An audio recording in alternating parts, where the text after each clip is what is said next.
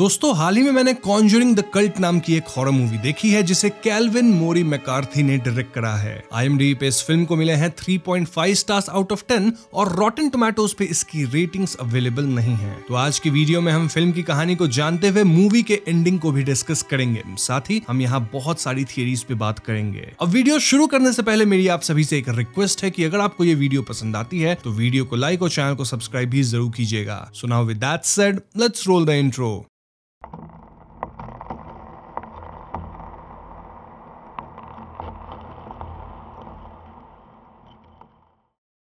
तो मूवी के शुरुआत में हम डेविड ब्राइसन नामक इंसान से मिलते हैं जिसकी बेटी माशा खुद के साथ गलत करी थी। मतलब आप समझ रहे होंगे कि मैं यहाँ क्या कहना चाहता हूँ। स्टिल नहीं समझ रहे हैं तो माशा अब इस दुनिया में नहीं रही। समाप्त होने से पहले माशा सॉरी मॉम लिखी थी और इस सब से डेविड काफी परेशान होता है। आगे हम देखते हैं कि डेविड को अब नाइटमेयर्स आने लगे हैं जहाँ वो अपनी बेटी माशा के घोस्ट्स वगैरह को देखता है। इस सब से कोप अप करने के लिए डेविड एक सपोर्ट ग्रुप भी ज्वाइन करता है, लेकिन वहाँ बाकी लोगों की दर्द भरी कहानी सुन के या फिर डॉक्टर की सलाह से भी डेविड को कोई फायदा नहीं हो रहा था। डेविड यहाँ उइजी बोर्ड वगैरह को इस्तेमाल करने की बात भी कर रहा था ताकि वो अपनी बेटी माशा से रिकनेक्ट कर सके। डेविड की बातों से हम समझ पाते हैं कि माशा के समाप्त होने की वजह डेविड खुद को मानता था, लेकिन डॉक्टर डेविड को मूव ऑन करने की सलाह दे रहे थे। मोरओवर इस घटना के बाद डेविड की पत्नी मिशेल भी उसे छोड़ चुकी थी। अब इसी सपोर्ट ग्रुप में हम 4 लेडीज को देखते हैं जो कि एकदम गॉथ लुक में थीं और ये चारों डेविड को हेल्प ऑफर करती हैं। लेडीज का कहना था कि डेविड इनके प्राइवेट मीटिंग्स में अगर आएगा तो ये लोग डेविड के नाइटमेयर्स वगैरह को खत्म कर सकती हैं। इनफैक्ट इन लेडीज को डेविड की बेटी माशा का नाम भी पता था, विच वॉज वेरी वियर्ड क्योंकि डेविड अब तक मीटिंग के अंदर अपनी बेटी का नाम किसी को नहीं बताया था। जो भी हो, फिलहाल तो डेविड इन 4 लेडीज के मीटिंग को ज्वाइन करने से मना करता है and we could clearly see कि ये लेडीज बहुत ही ज्यादा अजीब बिहेव कर रही थी।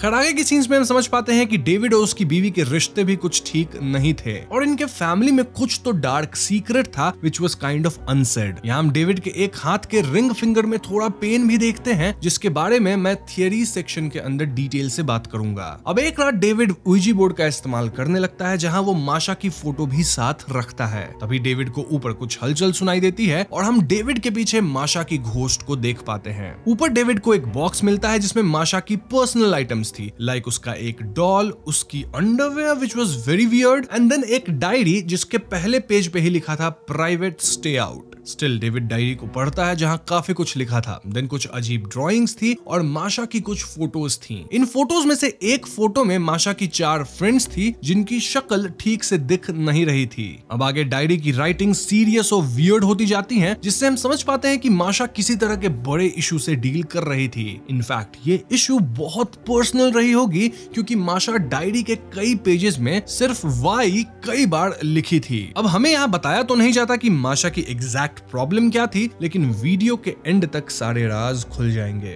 अब आगे डेविड को अगेन माशा के घोस्ट की और भी नाइटमेयर्स आती हैं और इससे परेशान होकर डेविड माशा के बारे में और जानने की ठान लेता है। माशा की डायरी में उसके कुछ फ्रेंड्स के फोन नंबर्स थे और डेविड उनमें से एक लड़की को कॉल करके मिलने कहता है जिसका नाम केसी था। अब केसी और डेविड की बातों से हम समझ पाते हैं कि डेविड और माशा थोड़े डिस्टेंट हो गए थे जिस वजह से डेविड को माशा के बारे में ज्यादा पता नहीं है। वहीं केसी बताती है कि माशा काइंड ऑफ डिप्रेस थी, जहां वो मोस्टली तो ठीक रहती थी लेकिन कभी कभी एकदम अपसेट और आउट ऑफ कंट्रोल हो जाती थी। डेविड यहाँ केसी को माशा की वो 4 फ्रेंड्स वाली फोटो दिखाता है और केसी उनमें से किसी को नहीं पहचान पाती। वैसे भी चेहरा तो काइंड ऑफ ब्लर था। इस पूरे कॉन्वर्सेशन से हम समझ पाते हैं कि माशा बहुत ज्यादा परेशान थी और अपनी परेशानी को लेकर वो किसी से बात भी कर रही थी, लेकिन किससे ये अब तक हमें नहीं पता। तो इसके बाद डेविड को हम फिर से सपोर्ट ग्रुप वाली मीटिंग में देखते हैं जहां वो अपने रीअकरिंग नाइटमेयर्स की बातें कर रहा था और इस मीटिंग में अगेन वो 4 औरतें भी मौजूद थीं। मीटिंग के बाद ये 4 लेडीज फिर से डेविड को हेल्प ऑफर करती हैं एंड दिस टाइम वो डेविड को इस बात के लिए मना लेती हैं कि एटलीस्ट डेविड अपने घर पे क्लिंजिंग करवा ले क्योंकि शायद माशा की स्पिरिट वहीं पे होगी। Now the surprising part was कि इन 4 लेडीज को डेविड के घर का एड्रेस भी ऑलरेडी मालूम था। एनीवेज ये 4 लेडीज डेविड के घर पे क्लिंजिंग के लिए आती हैं और उसी टाइम डेविड की वाइफ मिशेल भी यहाँ आती है। है। मिशेल जब इन 4 गॉथ लुक वाली औरतों को देखती है तो उसे लगता है कि डेविड घर पे गॉथ पार्टी कर रहा है। डेविड यहाँ मिशेल को समझाता है कि ऐसा कुछ नहीं है, बल्कि ये 4 लेडीज घर पे क्लिनजिंग करने आई हैं। Now this whole interaction of Michelle and David was weird, क्योंकि इनकी बातों से ऐसा लग रहा था कि डेविड काइंड ऑफ एक ठड़की आदमी है और मिशेल भी इस बात को जानती है लेकिन इस पे एक्ट नहीं करती। तभी तो मिशेल का फर्स्ट अजम्पशन ये था कि डेविड इन लड़कियों के साथ उल्टी सीधी पार्टी कर रहा होगा। एनीवेज, मिशेल के जाने के बाद डेविड इन 4 लेडीज से मिलता है जो कहती हैं कि उन्होंने क्लिनजिंग नहीं किया। क्यों? क्योंकि इनके हिसाब से डेविड की डॉटर डेस्परेटली डेविड से कनेक्ट करना चाहती है, क्योंकि कुछ हेवी अनरिजॉल्व्ड इश्यूज पेंडिंग हैं। ये सुन के डेविड भड़कने लगता है, सेइंग कि मैं इन फालतू क्लिनजिंग वगैरह में भरोसा नहीं करता। पर लेडीज कहती हैं कि उन्हें माशा की क्राइज इन वॉल्स में सुनाई दे रही है और इसलिए माशा के खातिर डेविड को इन लेडीज की मीटिंग को अटेंड करना होगा। अब डेविड इसके लिए काइंड ऑफ रेडी हो जाता है और ऐसे में लेडीज कहती हैं कि जब भी डेविड मीटिंग ज्वाइन करना चाहे तो वो अपने आप ही इन 4 लेडीज से मिल जाएगा।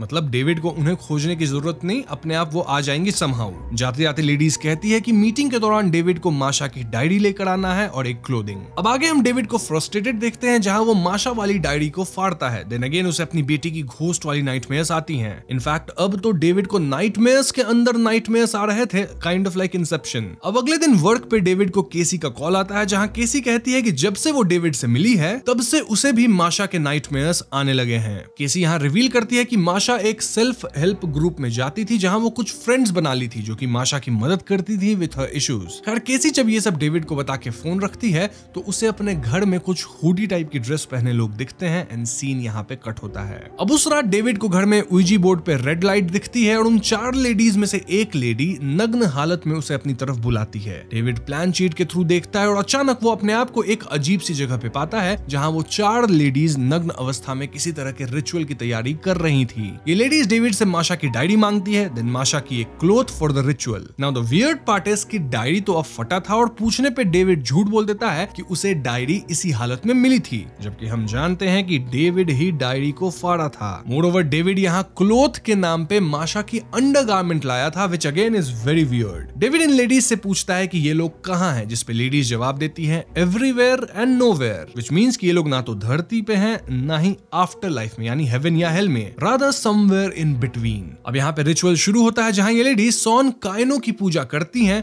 और एकदम से इन्हें माशा के कुछ विजन्स आते हैं जिससे परेशान होकर चारों चिल्लाना शुरू करती हैं। चिल्लाते हुए चारों बेहोश हो जाती हैं जिससे डेविड काफी परेशान होता है। यहाँ डेविड वापस से माशा की उस फोटो को देखता है जिसमें उसके साथ 4 और फ्रेंड्स थीं और यहाँ अब हम उन 4 लोगों की फेसेस क्लियरली देख पा रहे थे। They were none other than these 4 ladies जो कि अभी रिचुअल कर रही थी। जी हाँ दोस्तों, यानी माशा इन 4 लेडीज से ऑलरेडी फ्रेंड्स थी, but the question is why, और माशा इन लेडीज से कैसे मिली। यहाँ पे सीन कट हो जाता है। अब अगले सीन में हम डेविड को उसकी वाइफ मिशेल के साथ देखते हैं जहां मिशेल को उईजी बोर्ड दिखती है और इसका इस्तेमाल करने के लिए मिशेल डेविड पे भड़कती है। डेविड यहाँ मिशेल के क्लोज आने की कोशिश करता है लेकिन मिशेल ना कहती है, लेकिन जाते जाते वो बस इतना कहती है कि वो डेविड को सपोर्ट करती रहेगी। यहाँ हम डेविड के घर में एक नोटबुक देखते हैं जिसमें सर्कल्स अग्रेसिवली बनाए गए थे जिससे नोटबुक की पेजेस फटी हुई थी। अब आगे हमें एक अजीब सीन दिखाया जाता है जहां मिशेल क्रीपली स्माइल करते हुए बैठी हुई थी और मिशेल के बगल में माशा अजीब हालत में थी। माशा यहाँ मिशेल के कान में कुछ तो बोलती है जिसे सुन के मिशेल क्रीपली चिल्लाना शुरू करती है। तभी ये सीन कट होता है and we come to know कि ये डेविड का नाइटमेयर था। इनफैक्ट यहाँ डेविड को अगेन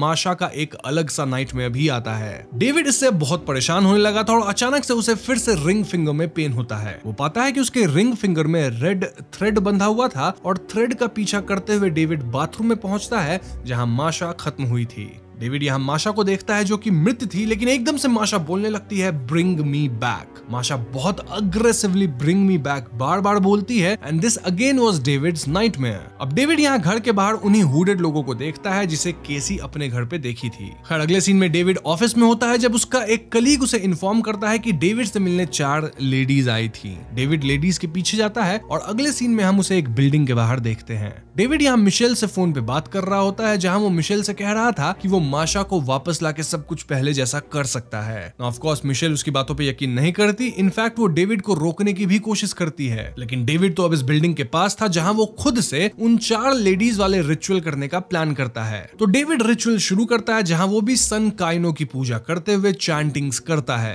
एंड देन वो कहता है open the skies and let her come down. David के ऐसा करते ही उसे माशा वाकई में बिल्डिंग के बाहर मिल जाती है। जी हाँ दोस्तों, माशा वापस आ गई थी and she was very confused. I mean माशा को ऐसा लग रहा था कि वो लंबी नींद से जागी है and she was feeling cold. David माशा को देख के बहुत खुश था, लेकिन माशा यहाँ बहुत अजीब बातें कर रही थी, लाइक कोई भगवान नहीं होता, मैं मीलो चली थी वगैरह वगैरह। डेविड माशा को बिल्डिंग के अंदर लाके चेंज करने कहता है and again the weird part was कि डेविड माशा को चेंज करते हुए देख रहा था। इसी सब के बीच हम 5 हुडेड फिगर्स को इस बिल्डिंग की तरफ आते देखते हैं। एनीवेज डेविड यहाँ मिशेल को कॉल करके कहता है कि ही फाउंड माशा, और ये सुन के अगेन मिशेल कंफ्यूज होती है। अब दोस्तों इस पॉइंट से काफी सारे राज खुलना शुरू होते हैं। बेसिकली माशा का यहाँ बर्ताव बदल जाता है और वो डेविड से पूछना शुरू करती है कि was I a good girl, did you love me, were you nice to me. पहले तो हम व्यूअर्स थोड़ा कंफ्यूज होते हैं, लेकिन एकदम से माशा रिवील करने लगती है कि कैसे डेविड माशा के साथ शारीरिक रूप से गलत किया करता था। जी हाँ दोस्तों, यही माशा का सीक्रेट था और इसी वजह से माशा हमेशा परेशान रहा करती थी,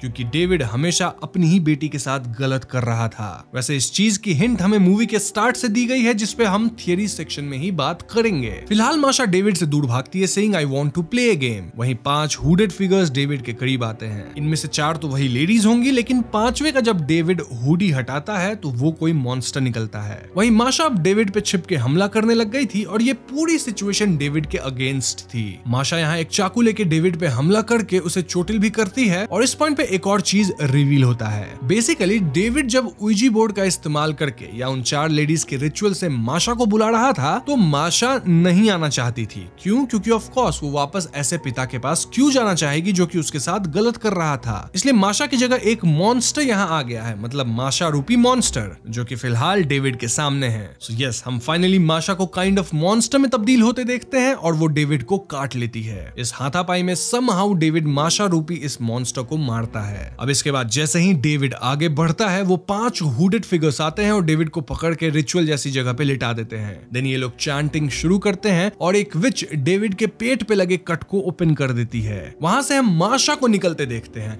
as if she is being born from inside of David. David चिल्लाता रहता है और फाइनली ये 4 लेडीज प्लस एक और आदमी माशा को अपने जैसा एक क्राउन पहनाती है। माशा चिल्लाती है आई फेल फ्रॉम द स्काई और यहीं पे ये फिल्म खत्म हो जाती है। तो दोस्तों ये थी कॉन्जरिंग द कल्ट मूवी की कहानी, जो कि सिंपल तो है लेकिन इसके अंदर काफी डिटेल्स भी हैं। चलिए पहले हम कहानी को शॉर्ट में क्लियर करते हैं, फिर डिटेल्स पे भी बात करेंगे। सो डेविड अपनी बेटी माशा के साथ गलत कर रहा था, जिससे माशा परेशान रहती थी। इसी वजह से माशा एक सेल्फ हेल्प ग्रुप भी ज्वाइन करी, जहां वो उन 4 लेडीज से मिले होंगी जिन्हें हम विचेस भी कह सकते हैं। माशा उनके साथ अपनी सीक्रेट शेयर करी होगी और अंततः वो परेशान होकर समाप्त होने का कदम उठाई। अब डेविड माशा को इसलिए मिस नहीं कर रहा था क्योंकि उसे अपनी बेटी से प्यार था, रादर वो माशा के साथ गलत करने वाले एक्ट को मिस कर रहा था। ये 4 लेडीज या फिर विचेस डेविड को फाइनली अपने जाल में फंसाई ताकि ये माशा का बदला ले सके। सो या this was the basic story, but let's talk about some details and ending. तो फर्स्ट ऑफ ऑल हमें शुरुआत से ही इस बात का हिंट दिया गया था कि डेविड सही इंसान नहीं था। जैसे डेविड के पास माशा का अंडरवेयर होना, देन डेविड अपने नाइटमेयर्स में कई बार माशा को बिना कपड़ों के देखता था। देन डेविड भले सपोर्ट ग्रुप में एकदम इमोशनल दिखता था, लेकिन वो बाकी टाइम एकदम चिल भी रहता था except the nightmares. Then David जब केसी से मिलने गया था तो वो आराम से केसी को सिगरेट पीने दे देता है, नोइंग कि केसी अभी लीगली ऐसा नहीं कर सकती थी। मतलब सोच के देखो, कोई भी रिस्पॉन्सिबल एडल्ट बच्ची को सिगरेट पीने तो नहीं ही देगा। दिस अगेन प्रूव्स कि कैसे डेविड यंग लड़कियों को बहकाता था और उसकी सोच गंदी थी। अब आप पूछ सकते हैं कि डेविड केसी से मिलने क्यों गया था। वेल, डेविड माशा के बारे में और जानने के लिए केसी से मिलने नहीं गया था, रादर वो केसी से इसलिए मिलने गया था ताकि वो कंफर्म कर सके कि माशा केसी को कुछ उल्टी सीधी बात न बताई हो। उल्टी सीधी बात बोले तो वो बातें जो कि डेविड माशा के साथ किया करता था। माशा अपनी डायरी में केसी के नाम के बगल में हार्ट लिखी थी, तो डेविड को लगा होगा कि केसी ही उसकी बेस्ट फ्रेंड है। तो हाँ, डेविड कंफर्म हो लिया कि माशा केसी को भी कुछ नहीं बताई थी रिगार्डिंग देयर बैड रिलेशनशिप। अब जो कुछ भी डेविड माशा के साथ करता था, इसकी खबर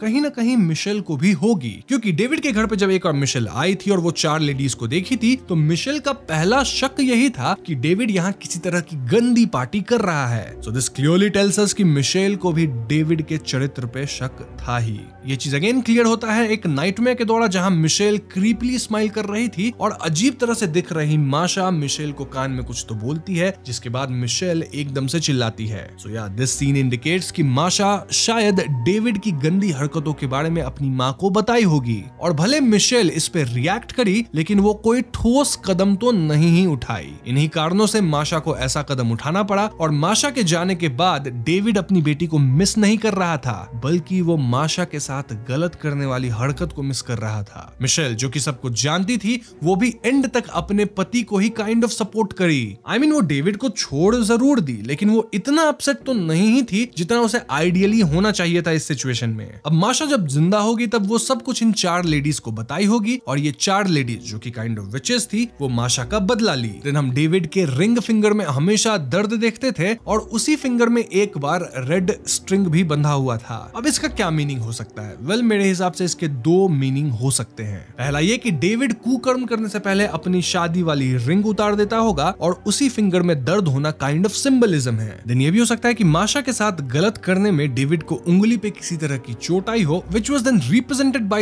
thread stuck to that finger। अब इसका कुछ अलग मीनिंग भी हो सकता है, बट जो भी है, इट वाज क्लियर कि डेविड का रिंग फिंगर भी एक तरह का सिंबलिज्म था to the bad things he was into. इस सब के बाद भी हमारे मन में ये सवाल जरूर आता है कि इस फिल्म के एंड में हुआ क्या। वेल, अगर आप गौर करें तो मूवी के स्टार्ट से ही डेविड को नाइटमेयर्स आ रहे थे, और तब तक सीन्स की एक सीक्वेंस थी। मतलब जब भी सीन कट होता तो दूसरा सीन आता था, वो काइंड ऑफ एक सीक्वेंस में होता था और हमें सही लगता था। लेकिन जब रिचुअल फर्स्ट टाइम हुआ, जिसके बाद डेविड अर्थ और आफ्टर लाइफ के बीच में पहुंच जाता है, तब से सीन्स बहुत अब्रप्टली कट होने लगते हैं और चीजें अजीब हो गई थी। जैसे डेविड जब उस मिडिल स्पेस में पहुंच गया था, तो अगले सीन में एकदम से वो अपने ऑफिस में कैसे था? मतलब वो उस स्पेस से कैसे निकल पाया? तो हाँ, ऐसा शायद इसलिए क्योंकि उस सीन के बाद डेविड कभी भी रियल लाइफ में कॉन्शियस हुआ ही नहीं, बल्कि वो उसी मिड स्पेस में चीजें इमेजिन कर रहा था। सो यस, ये विचेस सॉन काइनो की पूजा करते हुए उनकी मदद से डेविड के सामने एक मॉन्स्टर को लाई, जो कि माशा के रूप में था। देन डेविड पे रिचुअल करके माशा की आत्मा को यहाँ मिड स्पेस में बुलाया गया। मिड स्पेस बोले तो ना अर्थ पे ना ही आफ्टर लाइफ में। अब माशा का वहां आना क्या रिप्रेजेंट कर सकता है? मतलब हम देखे थे कि माशा डेविड के अंदर से काइंड ऑफ रीबॉर्न हुई थी।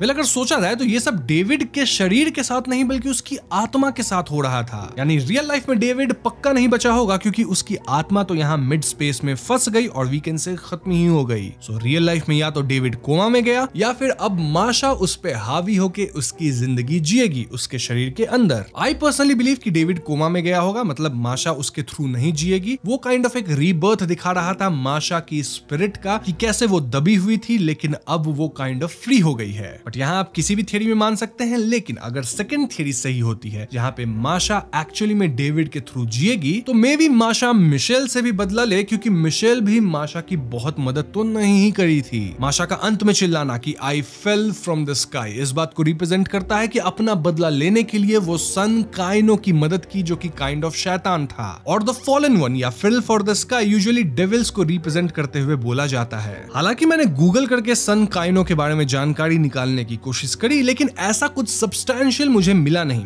कुछ चीजें थी, लेकिन वो उतनी सेंस नहीं बना रही थी। सो या it might be a fictional God और डीमन कनेक्टेड टू लूसीफर। अब एक और चीज ये थी कि केसी के घर पे भी हम 3 हुडेड फिगर्स को देखे थे। इसको अगेन हम 2 थियरी से कनेक्ट कर सकते हैं। पहली थियरी कि केसी माशा की मदद नहीं करी, तो ये हुडेड फिगर्स उससे बदला लेने आए, या फिर केसी इन हुडेड फिगर्स के साथ ही काम कर रही थी ताकि ये लोग सब मिल के डेविड से बदला ले सके। मैं पर्सनली सेकंड थियरी को मानता हूँ। अब एक इंटरेस्टिंग बात यह है कि IMDb के हिसाब से ये फिल्म सिर्फ $35,000 में बनी है, जो कि हॉलीवुड स्टैंडर्ड से बहुत कम है। ये चीज आपको एक्टिंग में दिख जाती है, लेकिन मूवी को जिस तरह से शूट किया गया है वो सही ही थी। तो बस यही थी theories and story of movie Conjuring the cult. और उम्मीद करता हूँ आपको ये वीडियो पसंद आई होगी। पसंद आई है तो वीडियो को लाइक और शेयर करें, और अगर आपके मन में और भी कोई डाउट्स है तो उसे कमेंट सेक्शन में जरूर पूछ लीजिएगा। जाने से पहले हमारे चैनल को सब्सक्राइब भी कीजिएगा, क्योंकि हम अपने चैनल पे ऐसे वीडियोस लाते रहते हैं। पीस।